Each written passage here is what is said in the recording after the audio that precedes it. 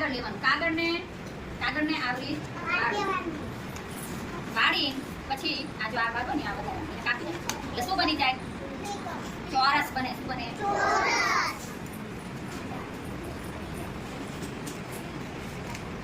જો આ ખોલો. અહીંયા જો શું બન્યું?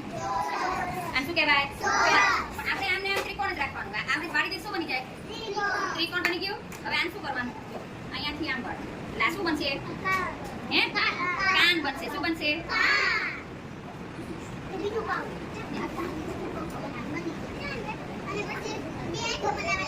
હા, બે કાન પૈના અહીંયા જોઈ પછી આને આમ વાળવાનું.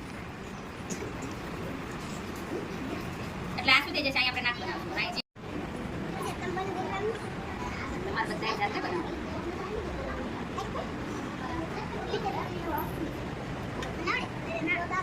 કેટલી આંખો બનાવી? હવે એનું શું બનાવશું આપણે?